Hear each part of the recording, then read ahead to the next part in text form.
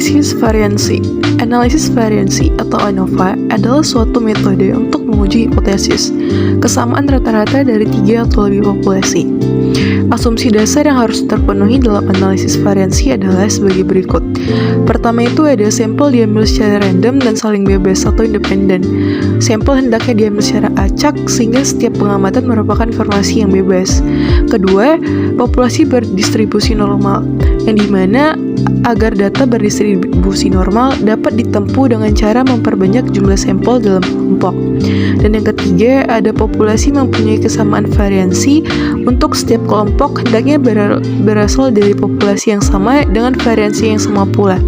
Bila banyaknya sampel sama pada setiap kelompok, maka kesamaan variansinya dapat diabaikan, tapi bila banyak sampel pada masing-masing kelompok tidak sama, maka kesamaan variansi populasi sangat diperlukan. Berikut adalah klasifikasi ANOVA. Klasifikasi yang pertama itu dengan one-way ANOVA, yang dimana ANOVA yang didasarkan pada pengamatan satu kriteria atau satu faktor yang menimbulkan variansi.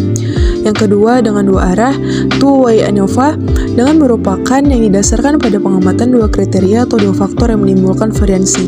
Dan yang ketiga banyak arah atau MANOVA, yang dimana didasarkan pada pengamatan banyak kriteria. Nah, mari kita bahas satu-satu. Ada one-way ANOVA, satu arah. Digunakan apabila akan dianalisis terdiri dari satu variabel terikat dan satu variabel bebas. Interaksi suatu kebersamaan antar faktor dalam mempengaruhi variabel bebas dengan sendirinya berpengaruh faktor-faktor secara mandiri telah dihilangkan. Jika terdapat interaksi berarti efek faktor satu terhadap variabel terikatnya mempunyai garis yang tidak sejajar dengan efek faktor lain terhadap variabel terikat sejajar. Maka antara faktor nanti mempunyai interaksi. Nah, selanjutnya ada bagian pengukuran variabilitas ANOVA. Ini terdiri dari tiga bagian. Yang pertama ada antar kelompok, yang kedua dalam kelompok, dan yang ketiga itu penyimpangan total. Untuk variabilitas antar kelompok, yang dimana variansi min kelompok sampel terhadap rata-rata total, sehingga variansi label terpengaruhi oleh adanya perbedaan perilaku antar kelompok atau jumlah kuadrat antar kelompok. Yang selanjutnya itu ada dalam kelompok. Di dalam kelompok ini, variansi yang ada dalam masing-masing kelompok, banyaknya variansi akan tergantung pada banyaknya kelompok, yang dimana tidak terpengaruh oleh perbedaan perlakuan antar kelompok atau jumlah kuadrat dalam. Nah, yang terakhir itu ada penyimpangan total. Penyimpangan total ini jumlah kuadrat selisih antar skor individual dengan min totalnya. Selanjutnya itu prosedur uji hipotesis ANOVA satu arah. Yang pertama itu kita harus menentukan hipotesisnya H0 dan H1, yang dimana H0-nya itu semua rata-rata populasi yang tidak sama efek faktor terhadap variabel responnya, dan H1-nya itu tidak semua sama, yang dimana minimal satu rata-rata populasi berbeda. Dan ada efek atau pengaruh faktor terhadap variabel respon, tidak berarti bahwa semuanya populasi itu berbeda. Yang kedua itu kita menentukan tingkat signifikansinya atau alpanya. Yang ketiga menentukan derajat kebebasan. Dan yang keempat analisis dan menentukan F hitung dan F tabel, yang dimana F hitung itu sama dengan RKA per RKD lebih besar dari FK, yang dimana N kurang K atau signifikan P value-nya. Dan yang kelima itu ada menentukan daerah kritis, yang dimana itu H0 ditolak jika signifikannya itu lebih kecil dari alpha atau lebih kecil dari nilai signifikan, dan H0 itu ditolak jika F hitung lebih besar dari F tabel. Dan yang keenam itu ada menentukan kriteria pengujian. Untuk H0 diterima jika F hitung lebih kecil daripada F tabel, dan HA-nya itu diterima jika F hitung lebih besar dari F tabel. Untuk menentukan H0 atau HA-nya itu diterima, maka ketentuan yang harus dilakukan itu seperti berikut. Bila F hitung sama atau lebih kecil dari F tabel, maka H0 itu diterima dan H ditolak, maka sebaliknya.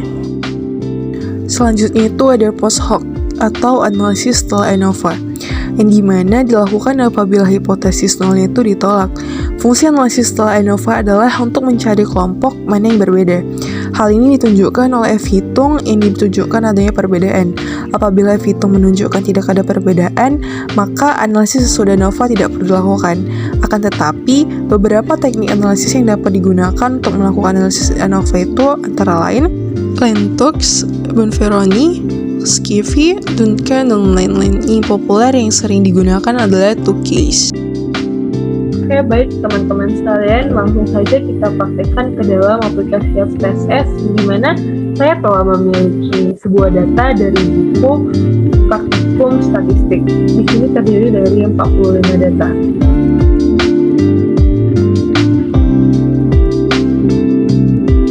Untuk menguji variansinya satu arah, kita dapat langsung mengeklik bar analyze, yang dimana di bar analyze ini ada compare means, lalu kita memilih when ANOVA. Nah, di sini ada dependent list dan vector. Untuk di dependent list ini kita dapat memilih sales, dan faktor ini kita dapat memilih daerah. Selanjutnya kita dapat memilih option. Di option ini ada bar statistik dan missing sales-nya. Di statistik ini kita memilih descriptive dan homogeneity. Dan kita klik continue. Selanjutnya kita dapat mengeklik post hoc-nya, yang dimana di post hoc ini kita memilih Bonferroni dan Tukey. Lalu dengan signifikan levelnya 0,05. Lalu kita klik continue dan kita akan mengeklik OK. Maka keluarlah hasil dari one-way itu, yang dimana di sini ada deskriptif, terus ada salesnya, ada Jakarta, Jawa Barat, Jawa Tengah dengan dan ada juga total, yang dimana masing-masing datanya itu 15, maka total datanya itu ada 45. Dengan min Jakarta 24,40, Jawa Barat 30,20, Jawa Tengah 56,67, dan totalnya itu 37,09, di mana standar deviation-nya itu 2,6, 67, 9,174, 11,425, 16,502. Dengan standar errornya untuk Jakarta 0,689, Jawa Barat 2,369, Jawa Tengah 2,950, dengan total 2,460. Dimana untuk minimumnya itu Jakarta dan Jawa Barat itu 21, Jawa Tengah 20 dengan total 20, dan maksimumnya untuk Jakarta 30, Jawa Barat 2 dan 49, Jawa Tengah 66, dan total itu 66. Nah, selanjutnya itu ada tes homogeneity variance-nya, yang dimana dengan Levens test statistiknya itu 3,491, DF1-nya 2, DF2-nya 42, dan signifikannya itu 0,40. Nah, yang dimana signifikannya itu ada 0,040. Dari data tiga nomor tersebut, bahwasannya ketiganya ini berbeda, yang dimana dia lebih kecil dari 0,05.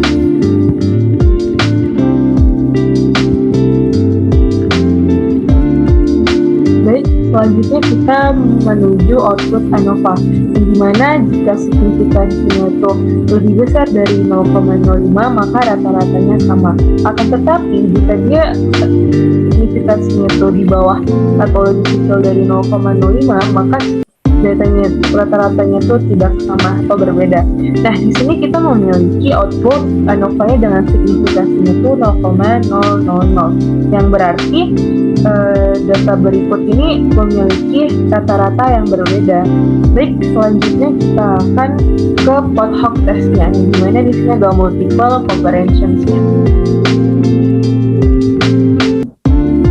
Nah, selanjutnya dimana di sini ada untuk rata-rata Jakarta dan Jawa Barat itu dikurangkan dengan hasil minus 5,800. Sementara pada Jakarta dan Jawa Tengah itu memiliki rata-rata yang dikurangkan dengan hasil minus 32,267. Dan untuk perbandingan penjualannya itu untuk Jakarta dan Jawa Barat itu dari minus 13,63 sampai dengan 2,03.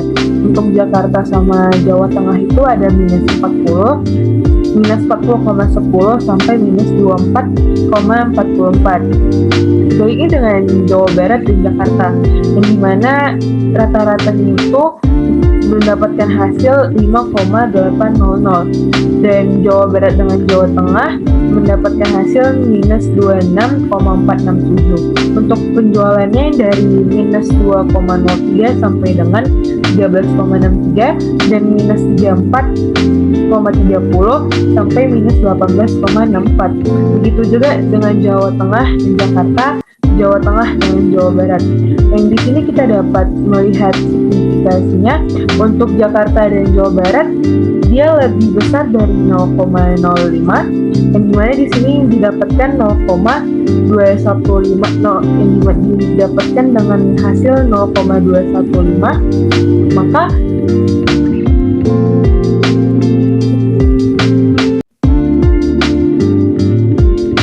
dapat kita simpulkan dengan signifikan 0,215 penjualan antara Jakarta dan Jawa Barat itu sama.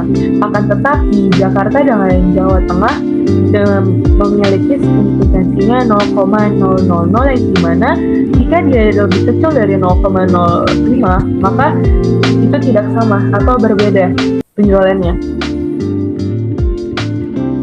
Baik, selanjutnya ada homogeneous subset, yang dimana ada which untuk daerah Jakarta dengan banyak datanya 15, Jawa Baratnya 15, Jawa Tengahnya 15.